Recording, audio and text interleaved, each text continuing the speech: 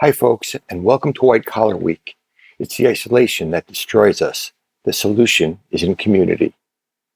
Today on the podcast, we have one of my closest friends, Tom Scott.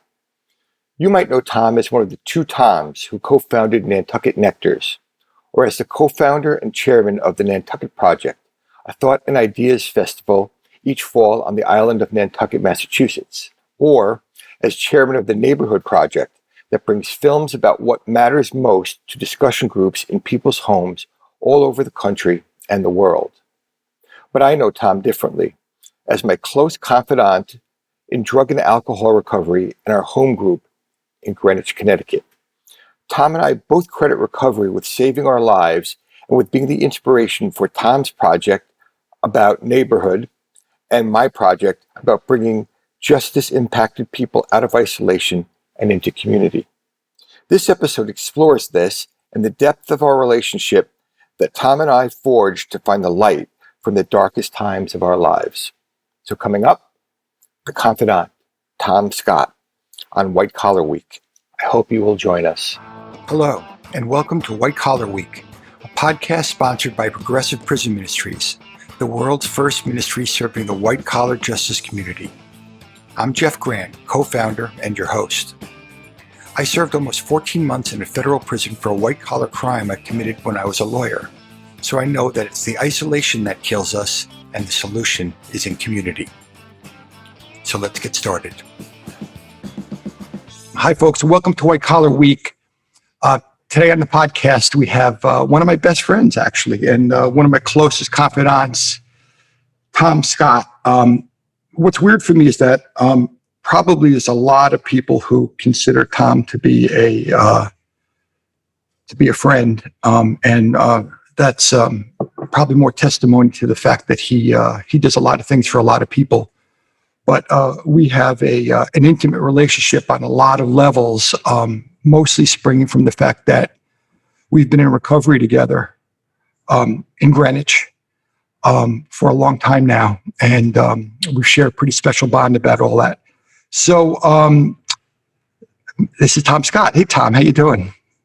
I'm great. Thanks for having me here. You know, the one thing I'm going to do is unplug my refrigerator that's right next to me, which I do when I do this, because then you won't hear the sound. So just give me 1 second. Okay.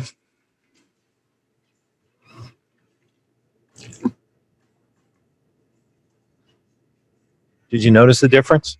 Oh, yeah. Oh, good. Yeah. Yeah. I wouldn't actually keep a refrigerator in my office. I'd be chowing all day. Yeah. Well, there's not that much interesting in my fridge. But yeah, I would say the same of you, which is to say you and I have a relationship, and you know, some people would be uncomfortable with this word, but it's an intimate relationship. Maybe it had to be that way. I don't know. Maybe it didn't have to be that way, but these are the gifts, right? Yeah. So, what are you're working on 14 years of sobriety soon? Is that right? Coming around next year? Yeah. I was on a meeting today, and I thought about that. I guess I'm an old timer. When do you become an old timer? 10 years? I would guess double digit probably describes it. Yeah. Yeah. Which is, you know, there's comfort in it, but there's also, if you've paid attention, and we heard it this morning, there's the knowledge that stuff lurks, right? It's always there. The challenges always sort of lie before us. Mm-hmm. You don't have to know what they are. You don't have to dwell on them, but I guess that would be I was thinking about it as I was listening to this woman speak today, who has a pretty tragic story. Like, her list is long. Yeah. And there was a moment, I don't think I'm outing anybody, but when she sort of went through the list of all of her life challenges, and then she's like, oh, right, I forgot about when I had brain cancer. And I was just like, wow, she has a long list.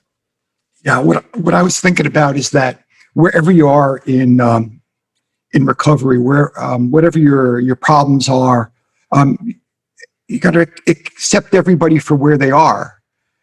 And interestingly, I think in recovery that it's easier to tell your prison story or to tell your infidelity story or to tell your brain cancer story than it is to flout that you're the CEO of a major company and you have issues relating to that. Because you can be a rock star if you went to prison in recovery, but somehow if you haven't lost everything and it's harder to talk about. It's viewed as not humble, and I just think that's wrong. I think that you've got to accept everybody for where they are. Yeah, it's kind of magical. I mean,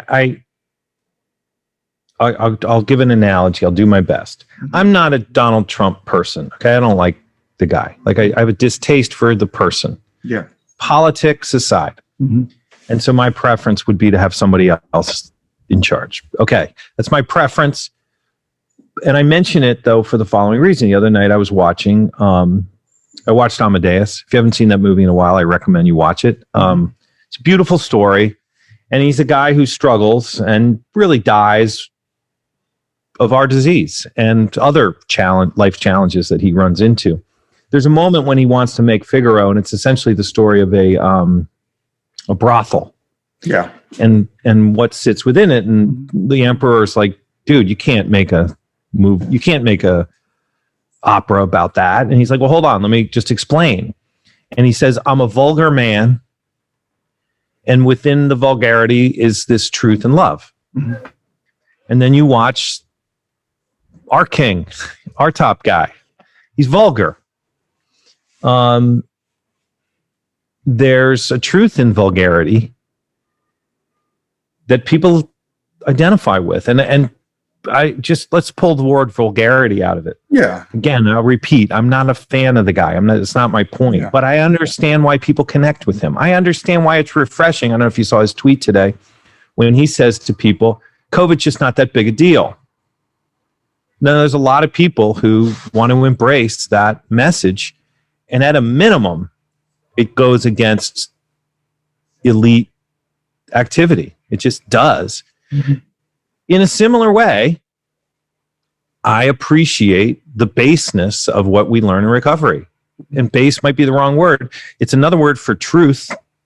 It's another word for vulnerability. It's another word for honesty. Now, that's not a direct analogy, but I think one of the ways to think about the appeal of Donald Trump is it's an appeal to what people might view as a vulgar truth. Mm-hmm. Again, you may think he's a liar. Okay, maybe he probably is, but I think so the notion. Just imagine to be back in the days of Mozart, and somebody does a story about love in a brothel. Well, that has an obvious appeal to me. Like they don't want to just have the whitewashed view of life, and some view into reality, and sometimes the salacious has an appeal. Well, that was us. In some ways, that still is us, but that was us. I mean, how much permission do I have here to go into our history together? I mean, you tell me. I mean, here's my view is that, there's certain things that are personal to me that I'm assuming you would know what those things are. Yeah. There's also a sacredness to our group that I want to treat as sacred. Yeah. I would also say, though, that the idea that we sit with people who share a common struggle on a regular basis is okay. Have at it. Yeah. I think that it's fascinating that you would make that parallel in a conversation with me, because we could have made make that parallel if we're sitting in your office or we're sitting in Starbucks. And so you and I were sitting actually in your car. This has got to be 13 years ago, in there somewhere. And you had bought the property for your new house. And so we drove around. There was kind of demo going on, and we drove around, and we did your fourth and fifth step. And it was really about the topic that you just talked about. You know, it was about, and the same thing I did with my sponsor a few years earlier. So it was really about frailty and destructive things that we did, and not, and at that point, the limited understanding that you had, or that I had before you, of how this all goes together, and how am I going to get sober, and how do I relate to this community, and it was raw and real, you know. I mean, without any facts, that I wouldn't share any facts, but it's like, dude, you weren't then the person that you are now. You hadn't started even the trajectory towards your new life. I mean, so many things happen in between, you know, like, and I just want to give some framework, because you had to go into Plum TV from there, and you had to go through a bankruptcy in it, and then you had to find the Nantucket Project, and you had to decide to go to divinity school. I mean, all of this is part of an awakening that you had from being crushed down, you know? Yeah. Yeah. I mean, it's interesting to even hear that, you know, because it is a long list. I mean, there's a lot of plot points between it's time to get sober and now, which I'm sure is true for all of us. But, you know, I hadn't thought about it in the way you just laid it out. You know, the other day I interviewed Bobby Kennedy, Robert F. Kennedy Jr. I saw that. And, okay, and long story short, a lot of people don't want to hear from him. And I don't know if you saw the part in the conversation when I said, why do you do this every day? And he told this beautiful story, just beautifully powerful story. And my sense of the guy is that it's some combination of, he's a true believer who's on the right path. Yeah.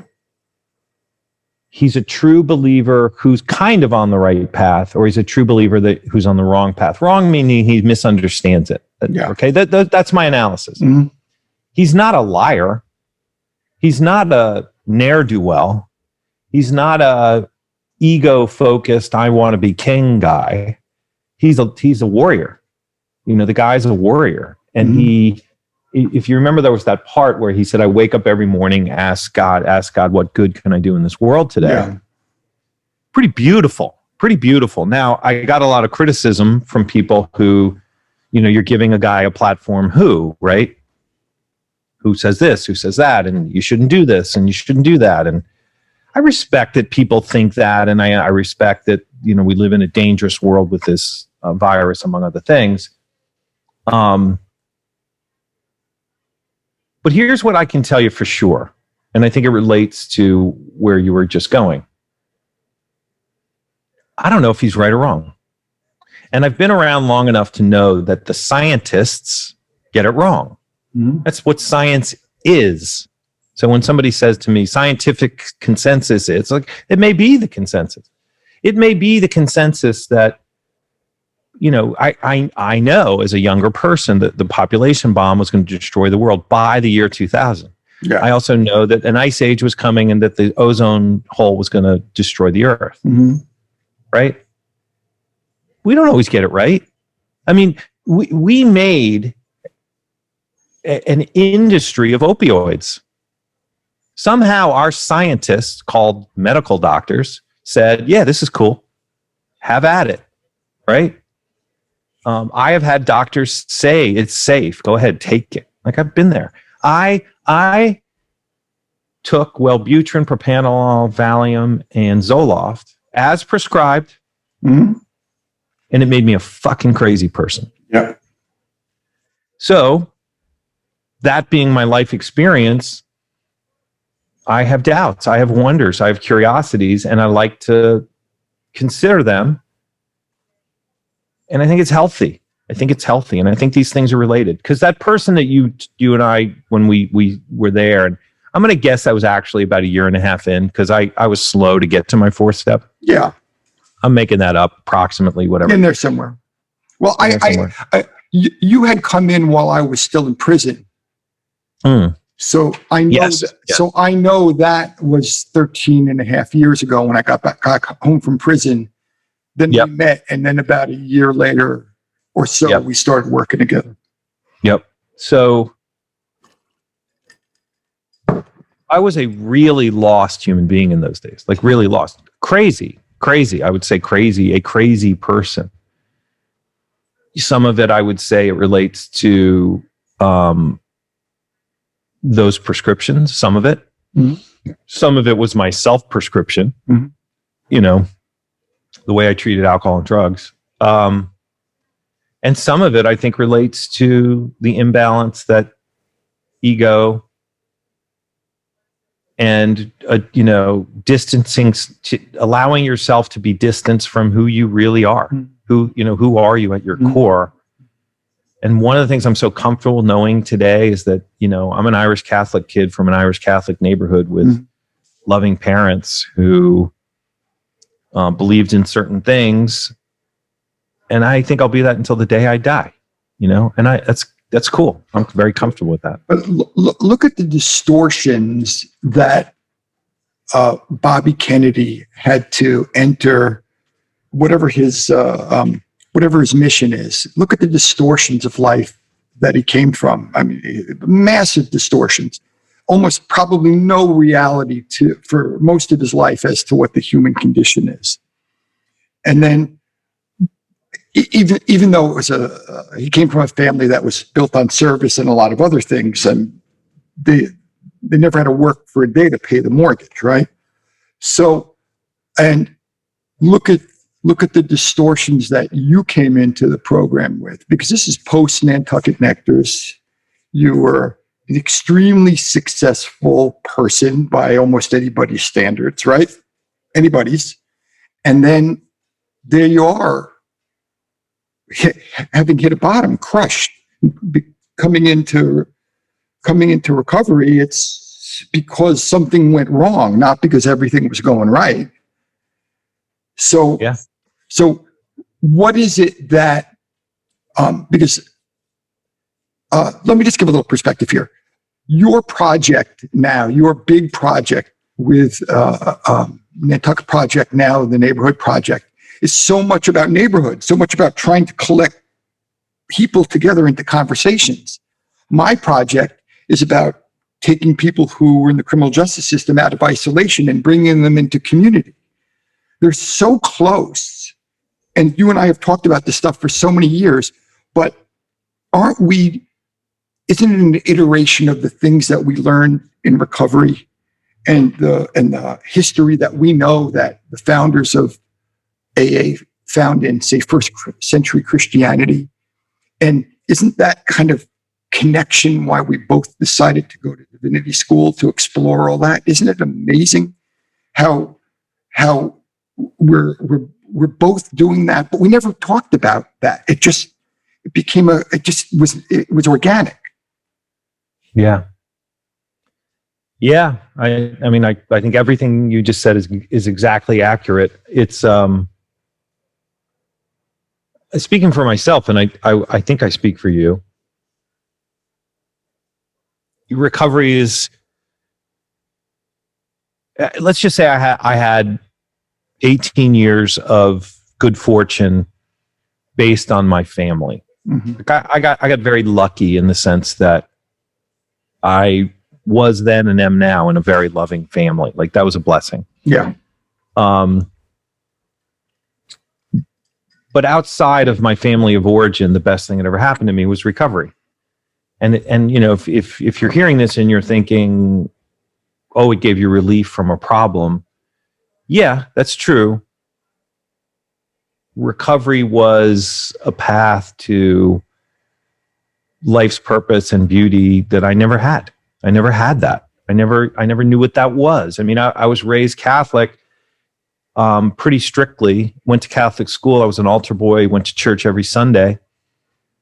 But, if I'm honest, like God came and went, and crime and punishment was really what it was about. And pleasing my parents was really what drove that. But then later in life, largely because God comes in through the cracks and because I reach such a state of unease that, you throw your hands in the air and you ask for help. And then once, in this case, help came in the form of this beautiful community.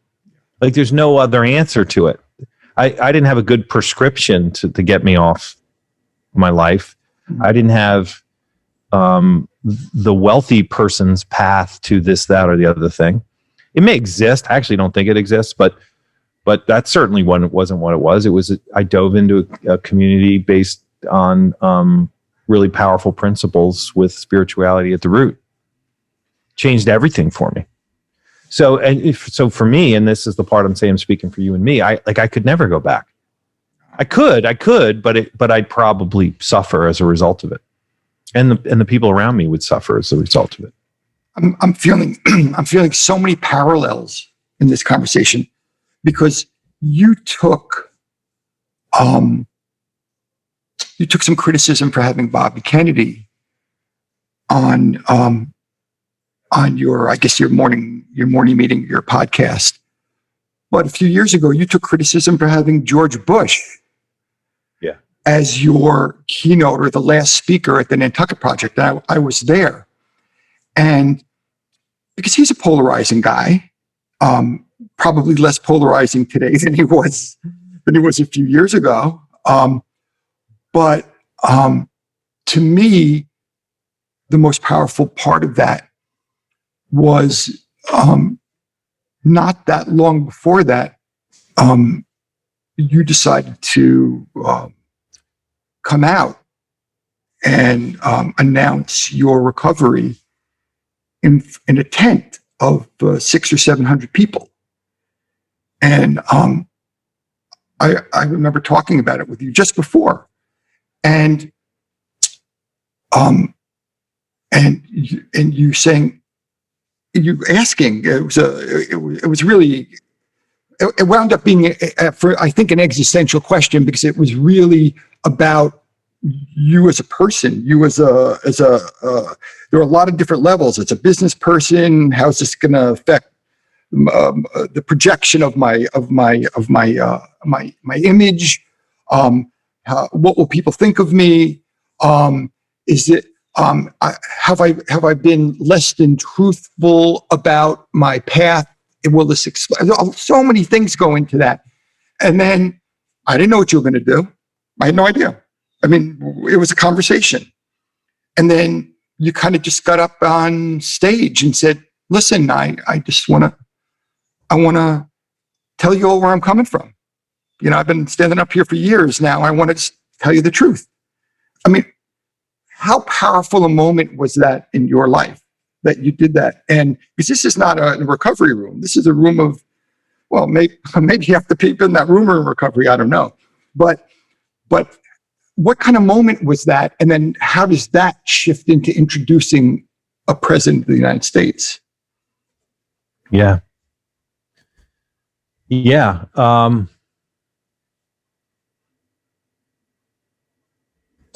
That was a pretty profound thing. I'm just thinking, because I'm trying to find the right feeling and translation of it. I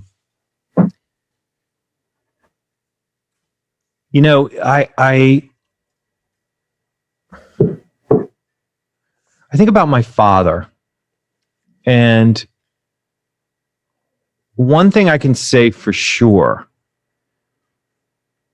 and you may want to question my science here, but you're just going to take my word for it. Nobody worked harder on my football team than me. I worked really hard. Like I was like Rudy, not quite as far, but I was that kind of guy. And I believed that, I think it came in part from my father being a Marine and when you contemplate the sacrifice of something like the Normandy invasion, it was always there in my upbringing. Yeah. Like that was always there. Mm-hmm. And the principle in my family was not one of you need to be Jack Welch in those days or even before. Yeah. But you need to be one of the soldiers who sacrifices. Like that's who you must be. My mom wanted me to be John F. Kennedy. She wanted me to be great, which is fine, I guess. But my dad wanted me to be good. And I think I can feel that in my soul. In other words, like there's been experiences in my life. I've had some near-death experiences as a pilot. I had some, I did a 3.5-month NOLS course years ago. I've been through a variety of things. And when you feel like you're on that edge of just pushing, you feel alive, Yeah. It's just like you feel so alive in those moments. I started to feel that way in my work, and that it's like the Bobby Kennedy thing. Mm-hmm. I don't do it. I didn't do that to like say, hey, look at me or look at us. I did do it because I feel like sometimes doing the right thing is painful. And when you feel that pain, you might be in the right spot. So, we are an organization which in theory, and I just say in theory, I know the theory is we're going to lay out a truth and trust that people can make the right decisions for themselves. Yeah. George Bush being someone who's in recovery, I guarantee you, if you ask George Bush, like name the 5 things that are most critical to who you are at your core, he's going to say that. Yeah. In the right setting. He's a politician. He has things to consider. And I really respect him. Mm-hmm. But it kind of felt like that was one of those moments. Like I could phone it in. But if I'm really doing my job, I kind of owe it to do that thing. I mean, let me add one element to that, which you were very helpful in. And that is ego. Mm-hmm. If you're familiar with our world, Drunkalog is an example of like, you can be a tough guy and you can serve your ego when you do that. That scared me. I feel like, oh, don't make it about you. But if you really want to know why I found George Bush so attractive as someone who could come and share, the number one thing on the list by a mile is that at age 40, he was an addict. At age 50, he was president of the United States. That's amazing. Yeah. And that's who he is. Mm-hmm. Like that's who he is. So it just felt like the right thing to do. And so I have that feeling. That's my long-winded answer. And I imagine this because I've never done it. I've spent a fair amount of time surfing. And when I say I've surfed on a bigger wave, you're talking about one wimpy ass wave, right? Mm-hmm. Those men and women who ride those big waves, they're about to die. For sure. For sure, they're on the edge of death. And for sure, they feel a sense of oneness with their work when they are in that moment. And that's how I felt in that moment. I feel like I had to do it. The thing about knowing you so well and about having been present in at least in the last 13 or 14 years of our lives together is that I can actually follow the train of your thinking and your references. So for you to go from Bobby Kennedy to George Bush to your dad, because it certainly was a profound moment when you talked about your recovery at the Nantucket Project, but it paled in comparison to the moment when your father first walked into that church. And just to set the scene. It's amazing that you really were witness to lots of things in my life. Go ahead. Dude, I'm telling you, right? It's crazy, right? So, but you're actually making the connections. I'm just able to call them out. right? So just to set the scene, it had been maybe 8 years you've been doing the Nantucket Project, and your mom shows up every year, and your family shows up every year, and every year I see your mom.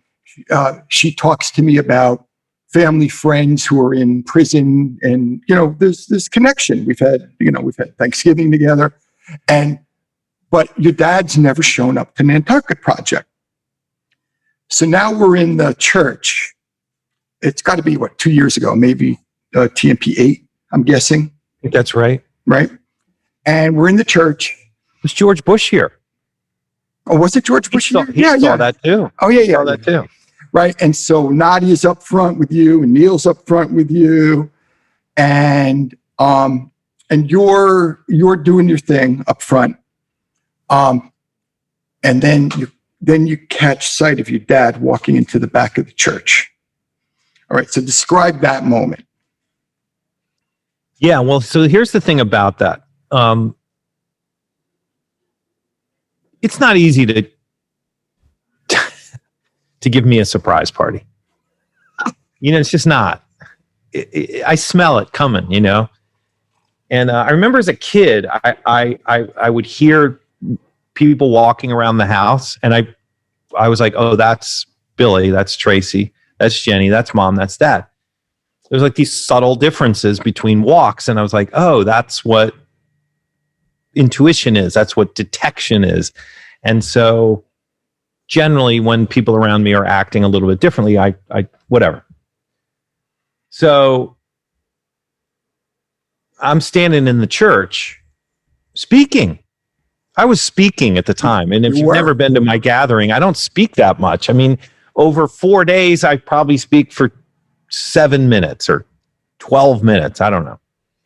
But it's not Tom giving speeches all day. That's not what it is. That's not what we do. But in this case, I was actually holding the mic, standing in front of the church, and there's 650 people there. It's a pretty big church. And when you do speak, generally you're reflecting. It's extemporaneous. You're just you're knitting things together. Yes, I'm not a speech guy. I don't write out my speeches. Yeah. But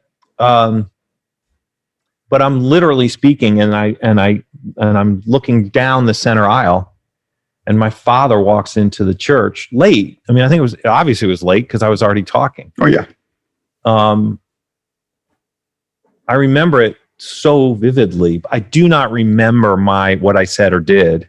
I remember saying, "That's my dad," into the mic. I remember saying that. Yeah. Yeah, but it really hit me. Here's the thing about my father is that he really appreciates and celebrates who I am, particularly, as he got older. Mm-hmm. And in many ways, we have very little in common.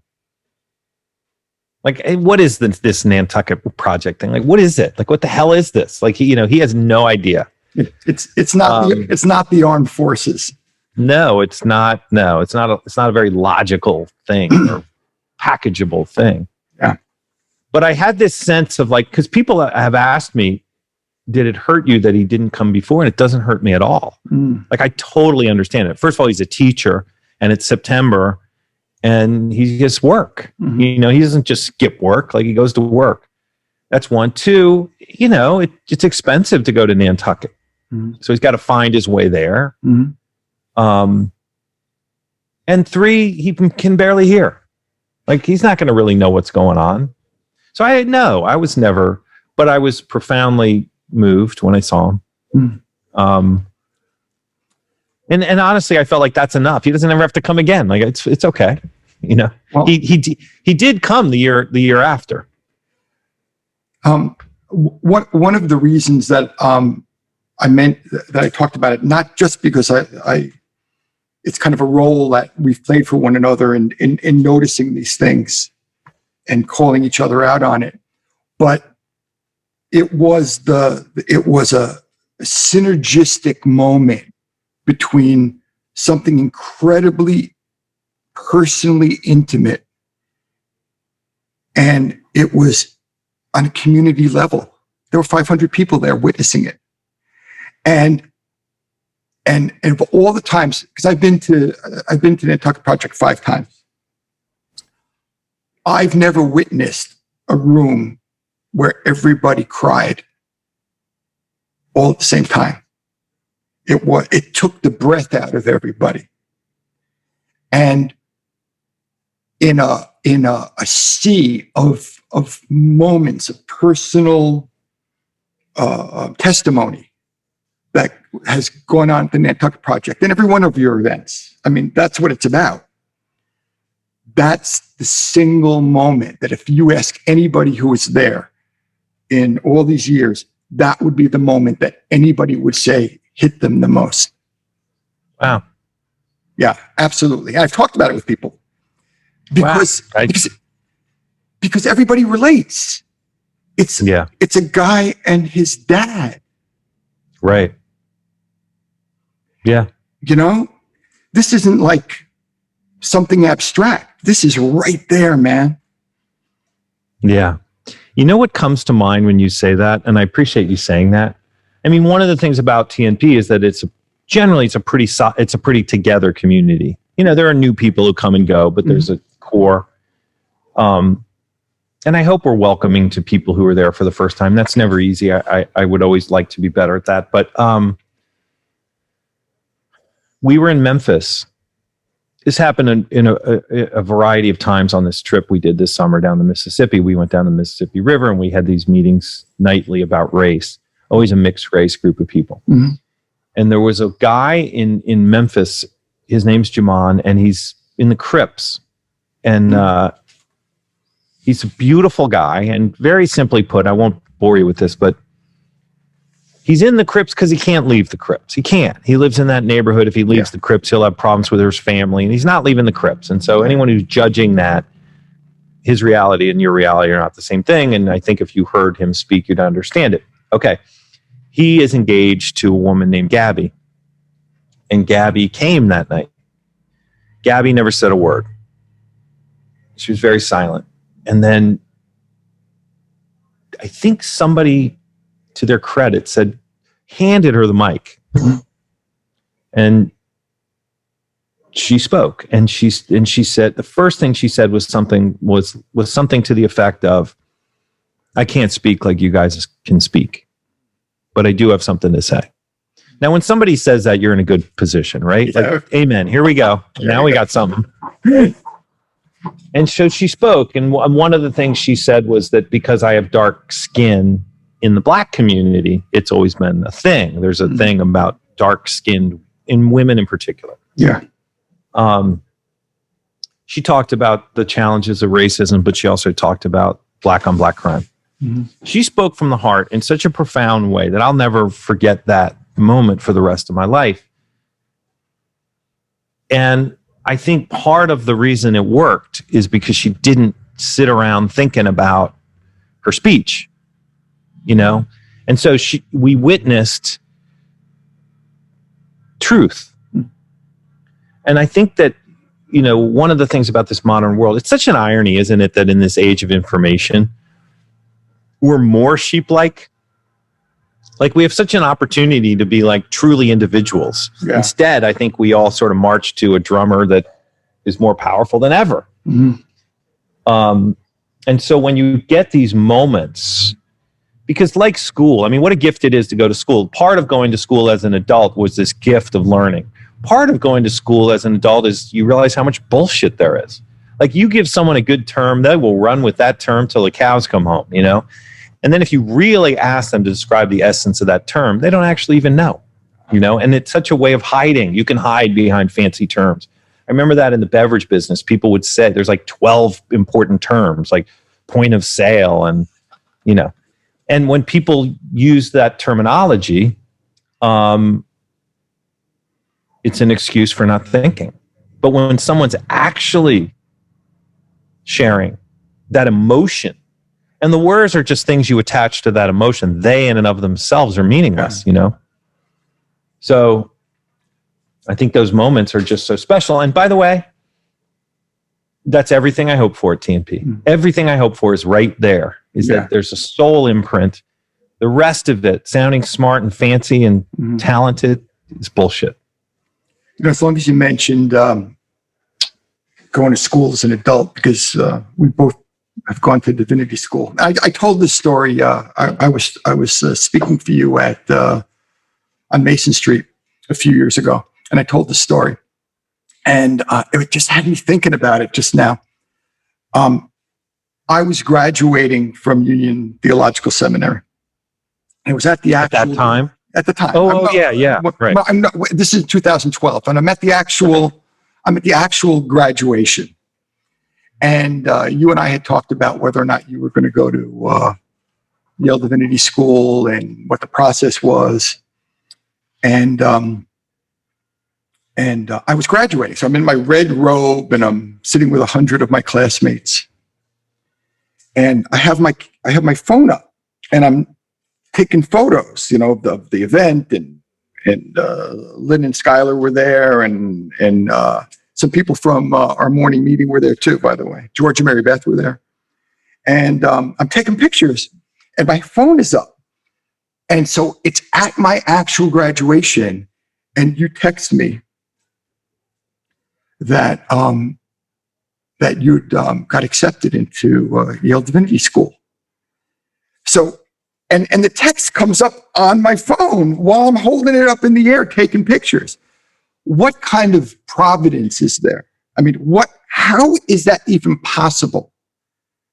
That's the moment that you send me that text, that you get into divinity school. It feels impossible, other than the fact that all of this sprung from the same place of healing, and I just think that this is all an extension of that. What you're doing, what I'm doing, getting it wrong, getting it right. Yeah, I get it. Yeah, that's wild. I mean, it's just wild to imagine.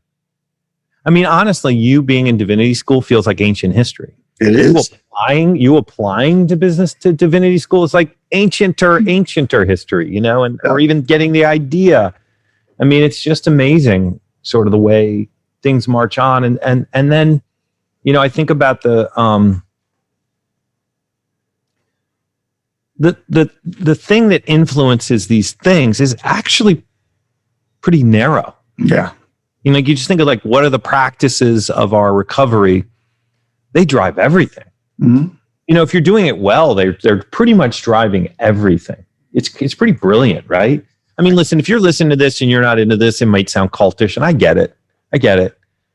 But if you're actually in it and you observe it and you're part of it on a regular basis, it's eternal. There's just something eternal about it. And that's why it can seem like the details of, I remember you talking to me about the story of Babel, and it's fairly detailed, Mm-hmm. And you obviously had read it and considered it and knew certainly more about it than I did. And you just can ask yourself the question, what are the details that flow forth from this relatively narrow way of life? When I say narrow, what I mean is there's only 12 steps. There's not 470, and it's essentially a spiritual solution. It's not like there's 58 parts to the solution. Mm-hmm. It's pretty limited. I have a friend who's in jail right now. And I remember calling him. One of the things that you've taught me is that when people get in trouble, be the guy who picks up the phone. Don't be the guy who says, I told you so. Don't be the he had it coming a guy. Mm-hmm. Or stay away from him because I don't want I don't want to get tarnished by him or her, And so I wrote him, and he was very happy, and we got on the phone. And then when we got on the phone, he went into very hardcore denial. Now, I didn't believe him. And I remember thinking at the time, by the way, I still don't believe him, but he may not answer that way anymore. I I remember at the time thinking, what a gift to him it would be if he admitted it to me. Like if he'd done the opposite, if he'd said, yeah, I was stupid, man. I shouldn't have done this. Yeah. And so that pride, which we all have, this simple thing that we're talking about that had you study Babel, that had me say what I said about George Bush on a stage, changes everything. It's a gift on just so many levels. And the irony is, like, it really is a daily practice. It's a daily practice. That's why I walk in the morning. I walk in the morning as part of my practice. Tom, I know you have a hard stop coming up, so I don't. I think it's beautiful that hopefully one of the things that'll happen from this podcast is that it'll give people permission and agency to talk about their stuff and to trust people in ways that maybe they haven't considered. Certainly recovery is not for everybody, right? It's for people who want it. But you and I both found paths to freedom and to whole new senses of purpose that there's no way that either of us had any idea where it was going. No idea. No, and it's funny that, like, I use the language as well, but we say recovery. It's like the New Testament. People will describe it as the good news. That's a great way to describe it. That's a great way. And it's a great way to describe it. And that's what recovery is. It's the good news. And it's okay, but it's limiting. Like even I won't say the title, but the title of our book, I'm like, very limiting. A limiting title. Now maybe it's a humble title. Yeah. And okay, I can accept that. But if people want to really understand what recovery is, it's good news. It's the good news of spiritual reality. Well, like St. Francis said, right? Preach the gospel always. Use words only when necessary. I like that. Right. So this is this is doing the next right thing. And I believe that God led us to this moment to be able to talk about this in a way that hopefully is tangible enough so that anyone who needs the help will be interested in seeking it. And they can call either one of us. I know that for sure. I know that my door is always open, and so is yours. So tell me if you would, your mission here. The mission of the podcast, the mission of the ministry. Podcast. The podcast is about introducing all the stakeholders in the justice system to one another in a way so that they can open up new understandings and empathy, because everybody goes to their own corner and everybody resents everyone else or is fearful of everyone else. And so the people who are being prosecuted for crimes or white collar crimes in particular, but not necessarily, they don't really know who the prosecutors are. They don't really know who the criminal defense attorneys are. They don't know who the probation officers are. People all in this haven't really told their stories to one another. And there's no wonder that the whole dynamic is sick or is not really moving in a way that's about healing and health, because people are not communicating. And they're not, and it's so close to what you do that it's not surprising that we had the same influences. Yeah. It's I'm just going to keep saying this, knowing that there's a fair amount of Don Quixote going on here. Yeah. I know it. I know when I say these things, people are like, oh my God, here you go. The answer is love. I don't know what the question is. I can tell you what the answer is. And the answer is love. And,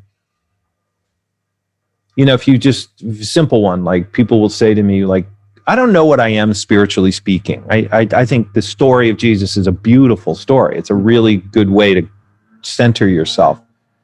And belief and all these things, like it's way more complex than, when people ask me, are you a Christian? And I have to say, you're going to have to be more specific. Like, which question are you actually asking? So anyway, but the point is, I'm a spiritual person who believes that the Christian story is a powerful story, but there are other powerful stories.